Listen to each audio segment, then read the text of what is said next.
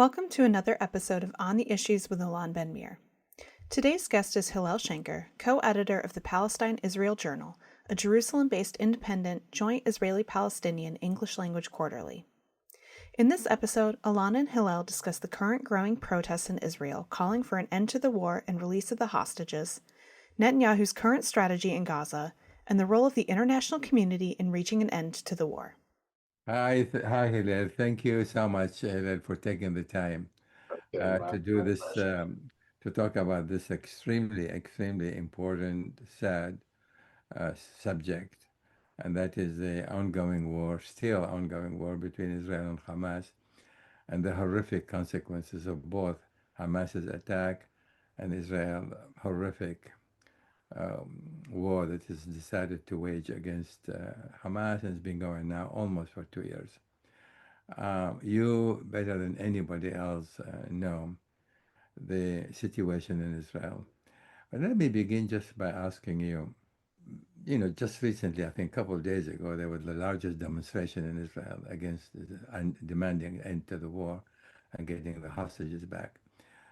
From your perspective, being there, can you describe to me the mood in the street, what people are talking about, what are thinking, what are saying? Sure. First of all, there are estimates that as many as 2 million people participated in the day-long strike, calling for an end to the war and making the release of the hostages a priority. It's estimated that there were 500,000 people on Sunday night at Hostage Square. So clearly, the overwhelming majority of the people are saying this war has no purpose at this point. Israeli soldiers are dying for no reason other than to keep Netanyahu in power. It's all the public opinion polls say that the overwhelming majority of the public wants the war to stop. And they also want a commission of inquiry about what happened and why it happened and who is responsible for it to be set in motion. So the fact is that the average Israeli is sick and tired of what is happening, and the problem is, of course, that the government still has a majority in the Knesset, even if it doesn't have a majority in the polls. And as long as they're in power, demonstrations don't seem to be able to stop the war. This is the point. I mean, demonstration has not really impacted, yes, the course of events and the mind of the government. Let me just, other than demonstration obviously has not hurt the government, at least until now. Why not national strike? Strike where it hurts. Why not civil disobedience? I mean, if you have 500,000, it's still a great number of demonstrations. Why not go into the second level in order to send an ambiguous message to the government? We are not going to take it anymore, and declare, strike and engage into civil disobedience. Why is not happening? Former Prime Minister Ehud Barak has been calling for this now for quite a while. He said, there should be mass civil disobedience, total strike, etc. And yet, even on Sunday, a key element in any possibility of such an action would be the participation of the Histadrut Labor Federation. And the head of the Histadrut was not ready to do that. And one of the reasons why he's not ready to do it is because that the heads of a number of the key unions are actually members of Netanyahu's Likud party. And I would also add something else. I have friends in France who say that if we had a situation like this in France, then exactly what you're describing is what would happen. You would have these mass civil disobedience strikes, stopping everything from moving. It doesn't seem to be in the DNA of the Israelis to do that. It's just not part of their psychological makeup. And also I think the average Israeli is exhausted. We had, we have 2 years of war. We had before that, within 3 years, 5 elections. We had the mass demonstrations about the attempt to undermine the courts. People are simply exhausted, and they also, as I say, it's not a type of action that Israelis seem to be ready to do. Yeah, but They're, then again, Hillel, let's compare this to a battle, a war, and the soldiers, the unit, the brigade is exhausted. Is exhausted. But then again, they are at war. They cannot simply say, "Well, we are just tired. We're going to have just to surrender." I mean, when you say talking about mentality, the mentality should say, we are exhausted. We are exhausted because of the situation that has been in existence, this kind of situation for so long. And we simply can no longer afford to be complacent. We've got to up the ante. We have to go way beyond that. Instead of saying, we are exhausted, we can no longer anything. I mean, this is where I'm coming from. To me, the Israelis, they brag about so many things. We can do anything. We can conquer the world. But then again, when it comes to something of this magnitude within domestically, the Israelis are basically settling for just demonstration as it's important. For example, Hayden, why not converge on Jerusalem, 500,000 in Jerusalem? Why aren't they marching to Jerusalem and surround his home with half yeah, a million people to surround the prime minister's home? I mean, you've got to go into more drastic measures. Why aren't the people talking about that?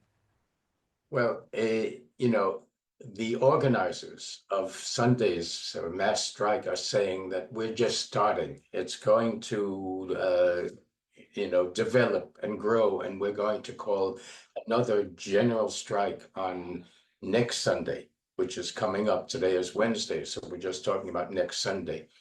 There's no question that, first of all, one of the things we are seeing is that a significant percentage of people who are being called up again after serving for hundreds of days in reserve duty are simply not going. We also see that even the chief of staff who was appointed by Netanyahu is saying your plans for conquering Gaza City now are unrealistic. It's not something we should be doing. In other words, the pressures are growing. There's no question about it. And yet, unless I'm pleasantly surprised by what may happen, I still don't see the majority of Israeli society ready to do what you were saying. They are waiting for something. Actually, I would say one of the things they're waiting for is Trump. Well, yeah. So I mean, we can come to Trump in a moment. Yeah, As of now, there is simply no exit strategy. There is no strategy. okay. Let's say you take Gaza City, and then what? This pipe dream of trying to expel or ship or exile the Palestinian to the Sudan, to Egypt, wherever that may be. I think it's still a pipe dream.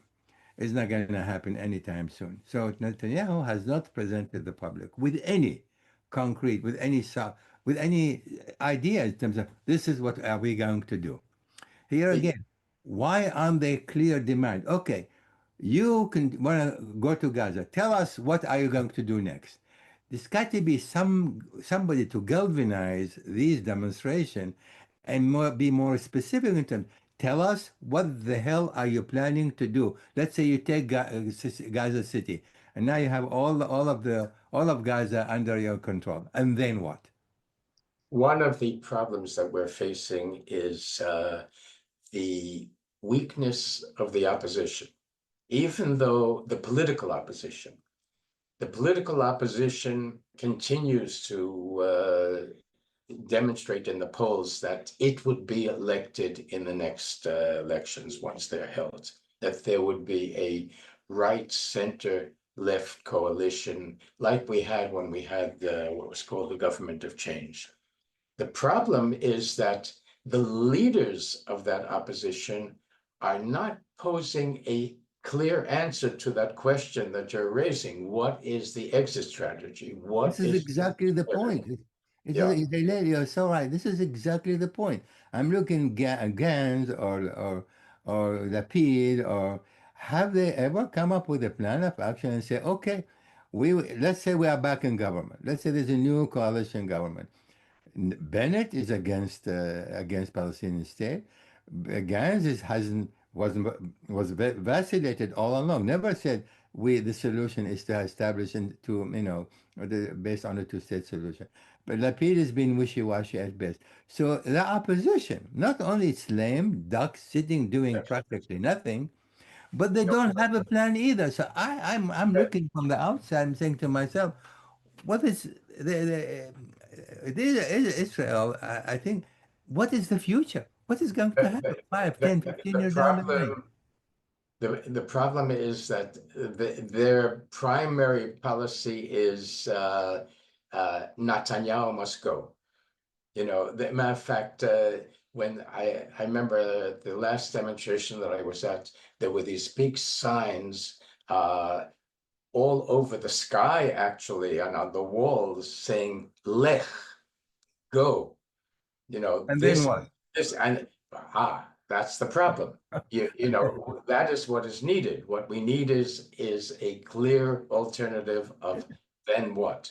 And now what is happening today is that the ones who are providing the alternative for and then what are the international community.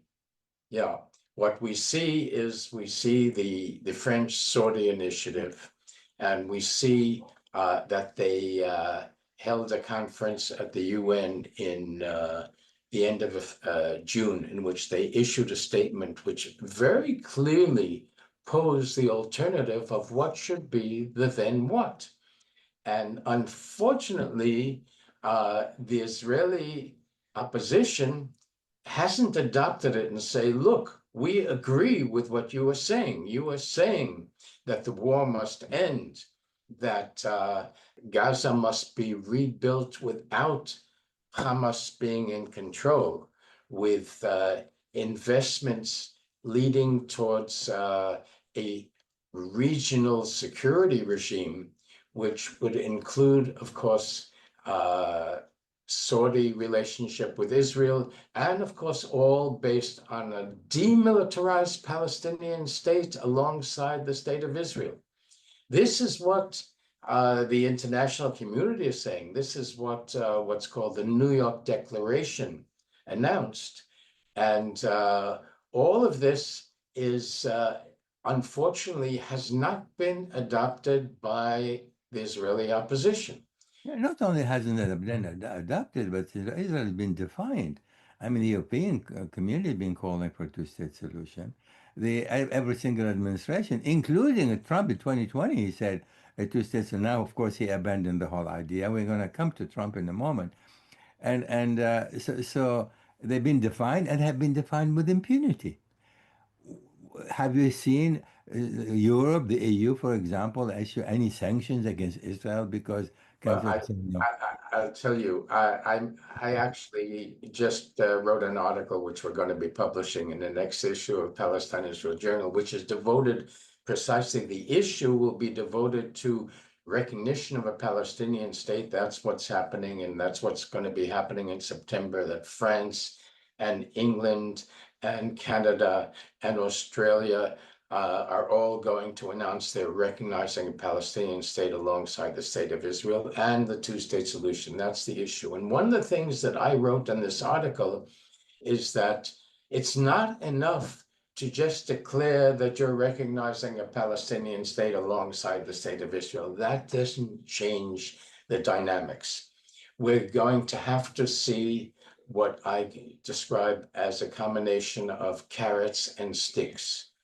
Carrots, Exactly. the carrots, well, Europe is Israel's major trading partner, and they can increase the relationship with what's called the European Horizon program, which provides Israel with much needed support for its scientific research and economic initiatives, etc. That's something very important for Israeli society and economy.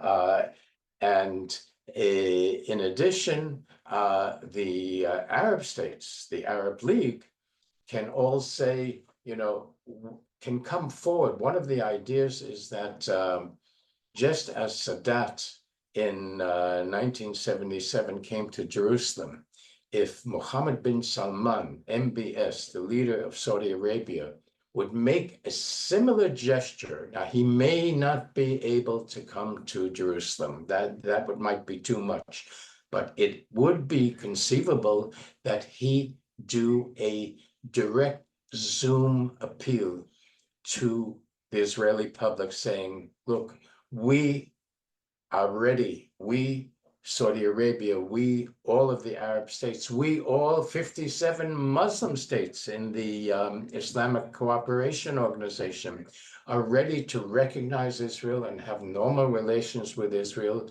And all we're asking for is that you agree, you end the occupation, you agree to a demilitarized Palestinian state. That is what the New York Declaration calls for. That's what the Arab League is calling for. The Arab League is also saying very clearly that they are criticizing Hamas. And we want to help guarantee Israeli security. We understand that Israelis are very concerned about their security. So all of this, that's the carrot. Now, the question is, what sticks? Well, that's the whole point. What is Type this of stick? sanctions? What is this? What is this? And my feeling, I've been saying, for example, they can say, this is the stick, this is the carrot. But if you don't, it should be in the same statement. And if you don't, the existing Arab state that have already recognized normalized relation with Israel, including Egypt, including UAE, Bahrain, Morocco, we will withdraw our diplomacy. I don't think that Why not? I don't think they will be ready to do that because having a relationship with Israel is in their interest. Egypt and Jordan, both, it's not only Israel that is benefiting from the peace agreement, it is also Egypt and Jordan in terms there is no question. There's no question, specifically Jordan and Egypt. But UAE, Bahrain, Morocco have done without normalization for 70 years. They can continue to do the same. But the signal, just imagine, I just want to imagine, Hillel, for a minute. Even I exclude for many, many reasons Jordan. Less Egypt, but I exclude Jordan for many reasons. We don't need to dwell onto that. But just imagine the one gesture. The UAE and Bahrain say today, this situation is intolerable. We cannot accept it, and we feel that normalization with Israel has to end. We are not going now. Nobody wants more normalization of relation with the Arab world than Netanyahu today. Can you imagine the impact if UAE tomorrow say we're going to withdraw our diplomat? You're right. And yet I don't anticipate that that's going to happen. I think that what they might be able to do is to say, we will stop joint economic activity. We won't accept the idea that your entrepreneurs can come and do business with us. But I don't see them threatening to end the peace agreements or the Abraham Accords. Well, I'm just looking at it as I see it. I think you. No, I'm Here, not disagreeing with you, and this is, but to me, let me tell you what I would suggest, and what I'm suggesting in the article is something that would have a tremendous impact on Israeli public opinion would be if Europe has a role to play, and what it could do is say, if you continue this war, and if you aren't ready to move forward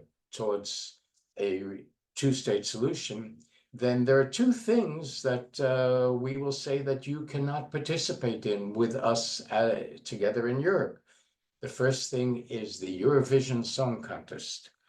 Now, this is a big thing in Israel. The very fact that Israel is a player in the Eurovision Song Contest is something that the overwhelming majority of the Israelis are always interested in. And the second thing is sports. If they would say you can no longer participate in all of the various European soccer championships.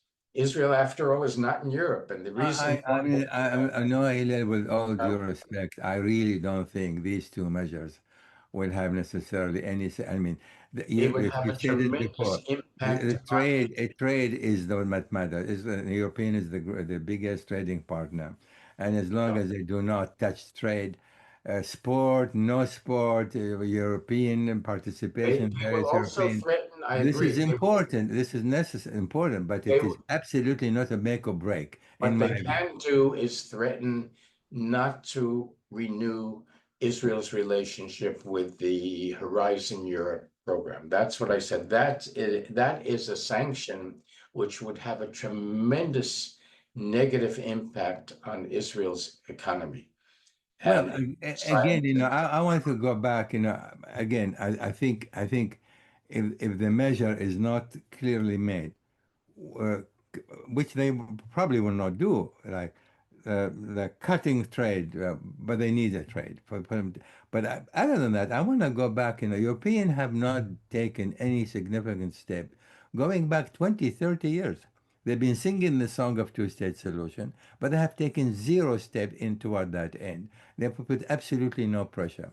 Recognizing, and I agree with you 100%, recognizing Israel by the French, the British, the Canadian, all of that, that, in my view, is only symbolic. It really doesn't mean a damn thing in practicality, in practical terms, doesn't mean anything. So if we rule out this as the recognition as not being effective enough, if what you're suggesting in terms of participation in sport and all of that, I don't think that's a make or break in my view. What's left really to the core? The core is right here in this country. And that is the Trump administration. At this point, is the Trump administration.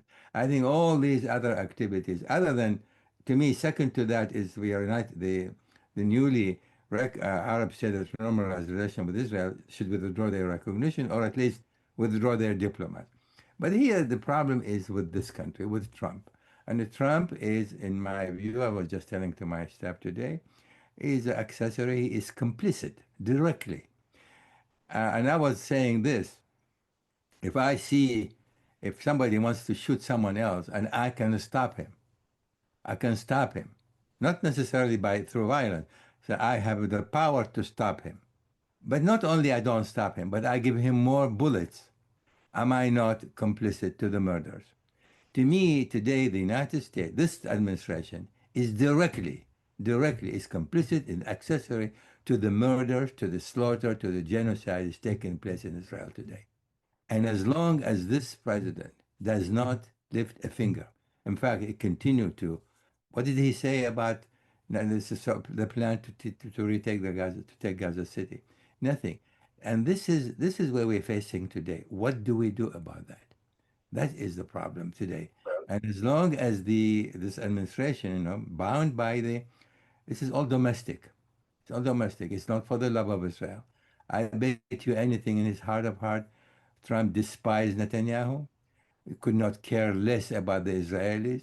There is no such a thing as the love of the Jews or care about Israel. This is all personal, political survival for Trump himself. He needs the evangelicals who support Israel, and he knows that. And so this is becoming a war that it is serving the interest of two people in particular, Netanyahu and Trump. Now, And now nobody else. the thing is, Netanyahu is actually afraid of Trump. He wasn't afraid of Biden. He manipulated Biden. Biden, who kept on saying, who was remembering Israel from 50 years ago, and who defines himself not as a Zionist, although of course not an evangelical Zionist. But now Trump is in no way, has never said he's a Zionist, and has no concern, no empathy really for the Israelis. He's only in it for himself. But he's allowing himself also to be manipulated until now by Netanyahu. And we have to remember that after he was elected the second time, he said, "I'm a peacemaker. Look, we had Biden, and when I was in office, there were no wars, and suddenly Biden's in office, and there are these two big wars in Russia, Ukraine, and Israel, Gaza, and I'm going to end it all, and I'm going to be the peacemaker, and I'm going to get the Nobel Peace Prize for all of that." Now, we see that ending the Russia-Ukraine war in 1 day or 1 week, I don't remember exactly what he said, didn't quite happen. In 1 day, he said in 1 day. It was 1 day, he even said 1 day, okay. And he was also going to end, and look, he did force Netanyahu to agree to that first ceasefire, but then he let Netanyahu resume fighting. He didn't let him keep to it. That's the point. But the thing is now, still, I'm highly critical of everything that Trump is trying to do in terms of undermining the whole structure of American democracy. But when it comes to the Middle East, still at this point, he has the power to do what we need. He has the power to say, he has the power, and he also is beginning to have part of his base saying, that's what we want to do. After all, we said we don't want to be involved in wars. We're not neocons. We are isolationists. We are America first and America only, and we don't want to get involved in all this. So why are you letting Netanyahu continue this war? That's the one hope. Is there any way in which we, civil society, can influence Trump, can communicate this? I don't know, but it's worth trying. In other words, but when you listen to the various commentators from the left, center here in the United States, almost unanimously are saying that the United States is today, foreign policy is controlled by Israel, not the other way around. So I know. I'm just talking about the narrative. This is what the public. This is what the public is hearing. That actually, what is determining the policy in the United States in the Middle East is not dictated or even influenced by Netanyahu. And I think I'm talking about the region. I'm talking about the war.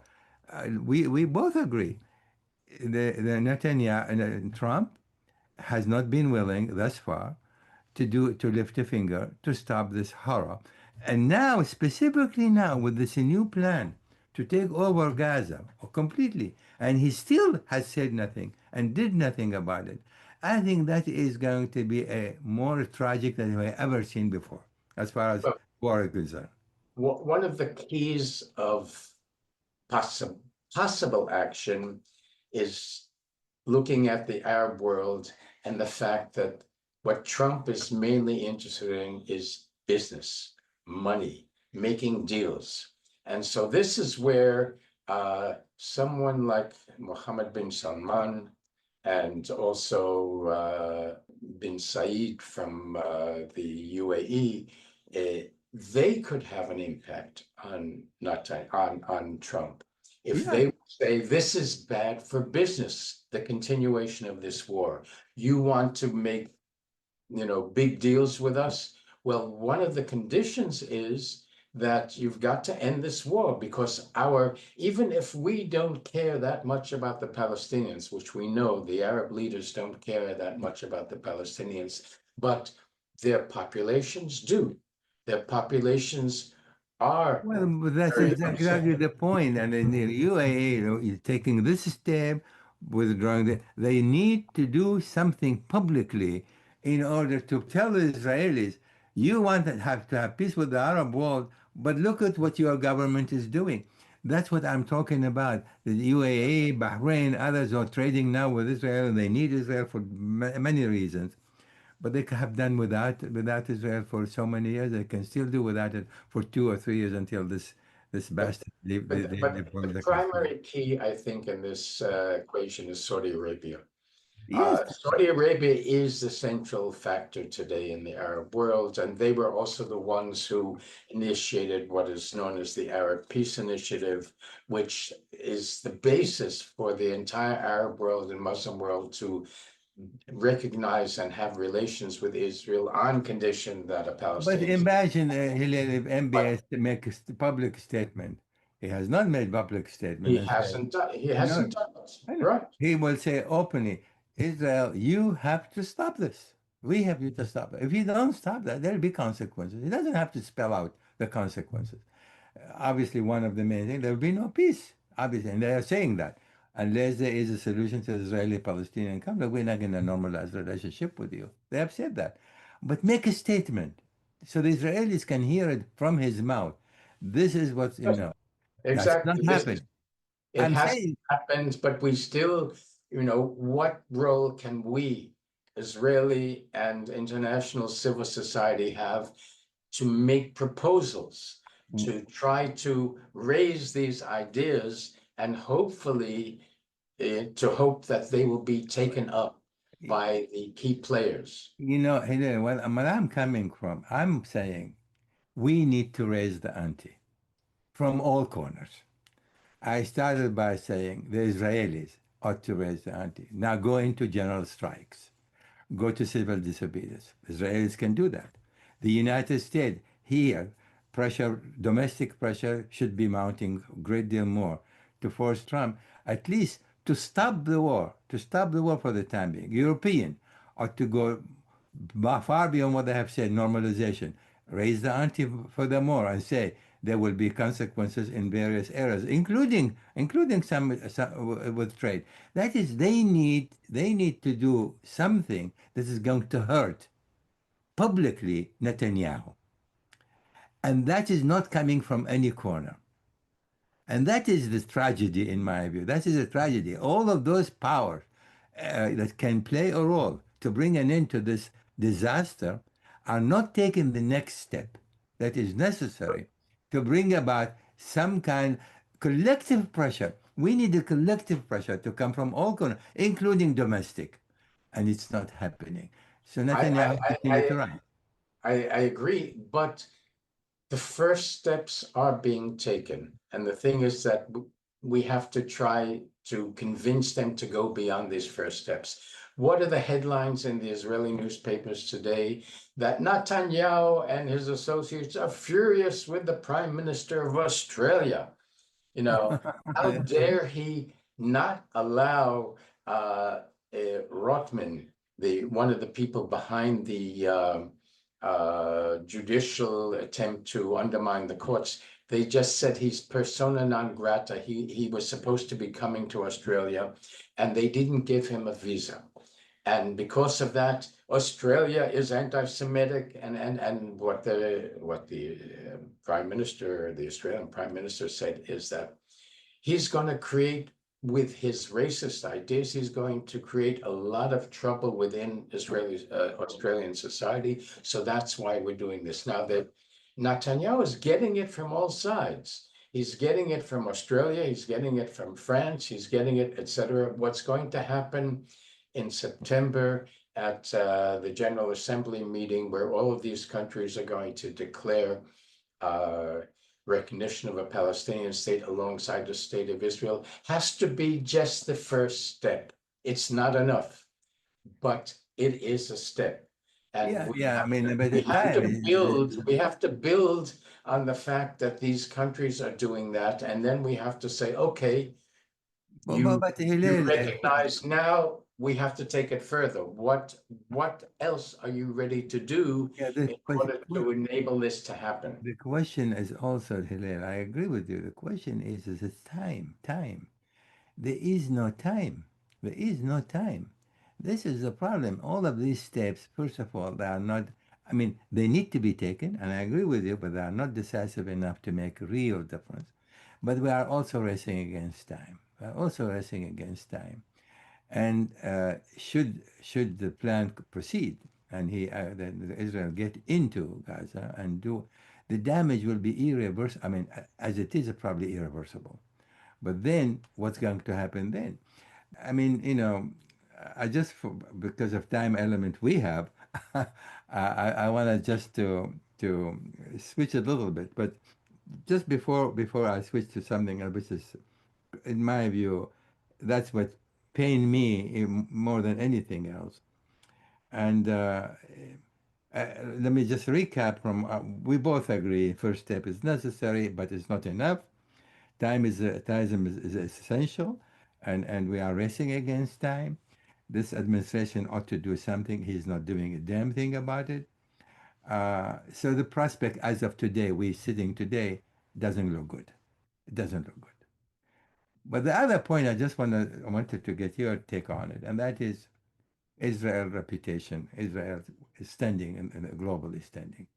Imagine, I mean, what I'm hearing, Israel will not be able to restore its position, its reputation, and I mean, Israel moral standing today is in the gutter. And I think the greatest damage to Israel today is not from the Palestinians, not from the Arab state, not from the United States. It's what Israel has inflicted on itself in terms of it's basically rendered itself morally bankrupt. Morally bankrupt. How are we going to repair that? What is going to take to restore that? In my view, it is a generational problem for Israel. I've heard that said by a number of people, and my sense is we don't have time for it to be a generational process. We may not have, It but has to happen much quicker. Is first of all, one of the key elements will be the results of the next Israeli elections, which are scheduled at this point to take place in October of 2026. It will be critical that this government be defeated. All the polls are saying that they will be defeated, and let us assume and hope that that will be, and work for the fact that that will be the case, and we will have an alternative government, which then will have to begin the process of rebuilding in terms of where do we go from here. So from that point of view, I agree with you that Israel's standing in the world and Israel's standing in the eyes of many of its own citizens has never been as bad as it is today.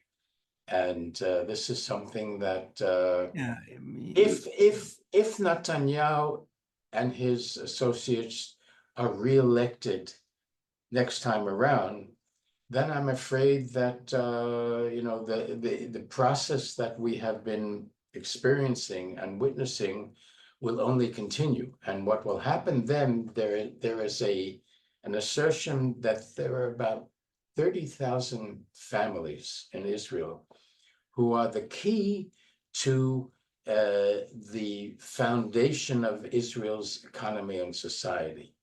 And if we don't see in any foreseeable future an alternative vision of the direction that we can go in, then more and more of the members of those families, particularly the younger generation, will say, if this is the forecast, if this is the prospect for eternal conflict, etc., forever wars, then I will opt out. And we see now that there's already the beginning of a trend of people saying, I'm going elsewhere to what are perceived as greener, calmer pastures than the one we have here. So that's why I say I don't think we have generations. The change has to be carried out in the near future. Well, I don't know how you define near future, a year or two or five, but let me just, I wanted to be for a minute an observer from the outside. What are you looking at?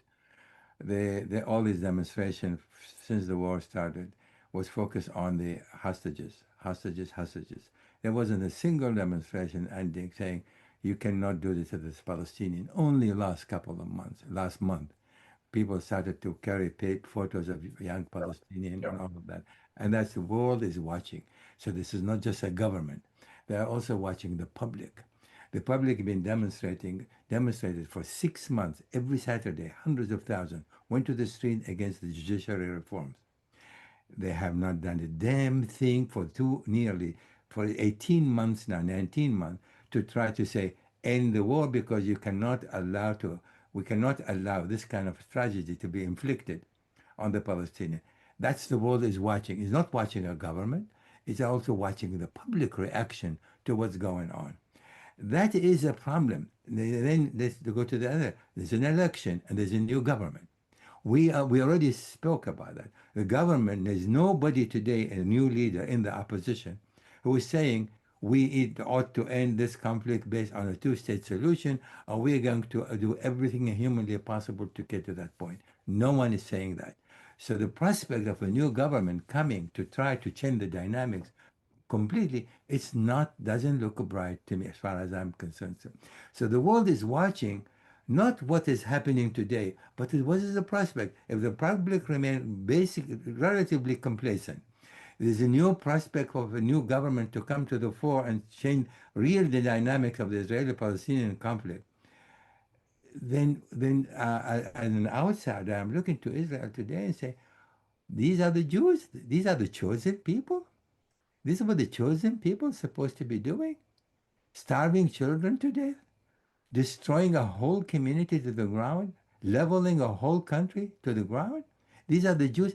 I just wanted to have this image. I am an outside. You are in Israel, and I'm looking from the outside and say, how is it conceivable? How is it conceivable that this is, and even if they were not Jewish, just anybody. That is the problem. And I think that's going to be embedded in the mind of the international psyche. Those countries that care, anyway, talking specifically European and others, who are saying no. And I think the take on Israel, remember, the sympathy toward Israel, the care about Israel emanated largely from the fact there was a Holocaust. The Jews have gone through hell over the centuries, culminating with the Holocaust. And then the United States feel a moral obligation, European feel moral obligation, German feel moral obligation. But when you do something of this magnitude, you, the Jew who have suffered this much historically, the reason that the care about Israel that has been the whole world was watching, specifically the European, the American, it's now been tainted in a dramatic way. Well, that is the legacy of the Holocaust.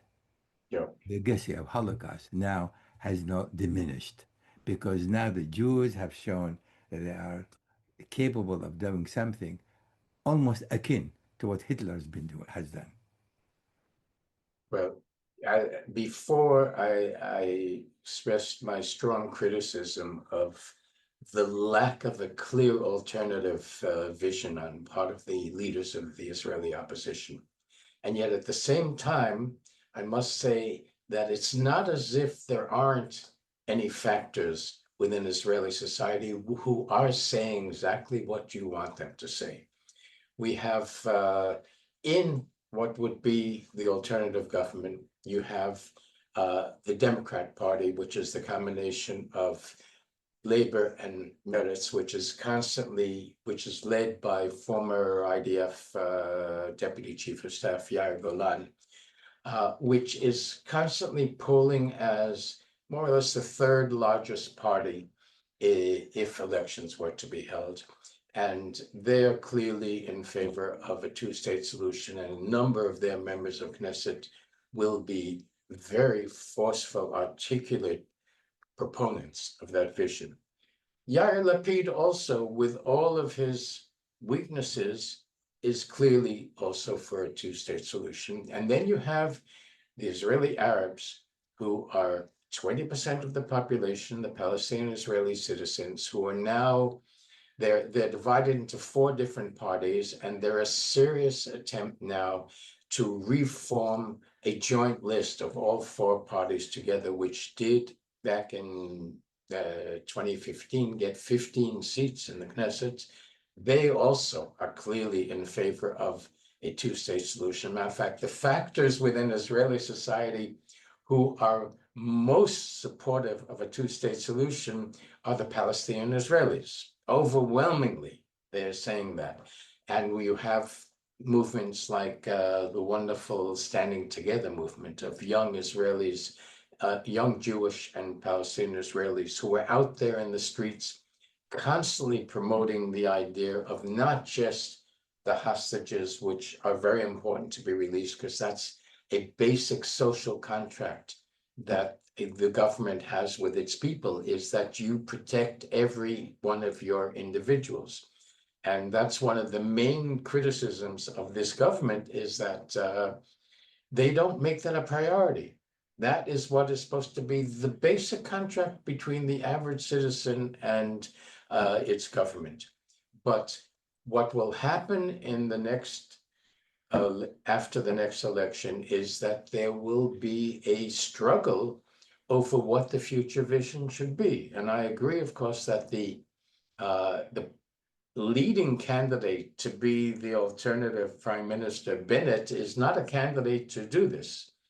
His major plus is the fact that he's not corrupt. But he is an extreme right-winger, no question about it. The difference between him and Netanyahu is that he's ready to work with the center and the left.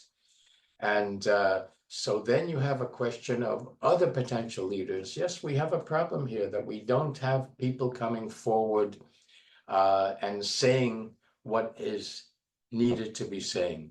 And yet another element that I see in the forecast for what will be happening is that there are a lot of people in the high-tech sector and other sectors who until now had said, politics is a dirty business, I don't want to be involved. And now they're saying, well, I guess there's no alternative. If we want to save the society, then we also have to get involved. And so this will be an internal struggle that we will have. And we have a growing peace movement within Israeli society. It used to be, there was a claim that you could put the entire Israeli peace movement in a telephone booth. That's not true. There are hundreds of thousands of people who support the Israeli peace movement, and tens of thousands of activists. And all of this will be in play. This will be the struggle. First, we have to defeat Netanyahu and have an alternative government. And then there will be the struggle over what will be the future. And here it's not just up to us. We cannot do it without the international community becoming involved in the ways that we were speaking about before. Yeah. You know, Hillel, I am always been accused of being too optimistic. I'm ever an optimist when it comes to the Israeli-Palestinian conflict. I wrote my first dissertation 50 years ago today, calling for the establishment of a Palestinian state. 50 years to the day. So I never lose hope. The only thing, and obviously, the last article that you decided to publish it in your publication speak to that effect, that it is opportunity. We have to do that. There is no question about it. My concern today is that everything is said and done. There is, as you said, and I agree with this, there's now more awareness. Something needs to be done. And this awareness, the question is how fast is going to be moving? Whether or not the new government, how fast this government is a coalition government after all. And when you have to have a coalition government with 6, 7 different, or sometimes 8 or even 9 political parties, it's a hell to get a consensus. And you remember the Naftali Bennett government. When they formed the government, the only reason they got it together because they were against Netanyahu. But when it came to the Israeli-Palestinian conflict, you remember well what they have decided to do? Not to deal with the Israeli-Palestinian conflict because there was no But this consensus. time around, that they won't be able to get away with that. And that, They will well, have that's well, that I'm hoping. That's why I still have always a glimmer of hope. But I just want to know. I mean, you said there's going to be a struggle from within. I Yes. just want to see. My next piece. We talk about your next person. My next piece is you need action. It is time to talk and make statements and public statement, and it's not gonna be enough. The Israelis need to act. The United States need to act. European community need to act. The Arab states need to act. If they don't act in concert, I don't think, no matter how much, what the result of the Israeli next election is not going to make one bit of difference. We need all the elements together. I Take agree. action. All of these That's factors. what we need, and this is where I'm going at. Talking is enough. Yeah. Hillel, as always, I appreciate you beyond what you believe. I really do. I think you are a champion of the cause for peace. I really mean that, and I'm always grateful to you for taking the time. And let's have this conversation continued. It needs to be Thank said. you, Alon. And I think also the bottom line is that we basically agree on what is needed, Yeah. and we all have to try to do whatever we can to promote it. Right. So, you have added a great many dimension to the discussion, and I'm grateful to you again. And I look forward to see you in person soon. Yes, either here Either or here or there. Yeah. there. Thank you again, Hillel. All the very best. I really Yeah. appreciate it. Thank All the you. best to you. Yeah. Bye Okay. bye now. Bye. Thank you for listening to this episode on the issues.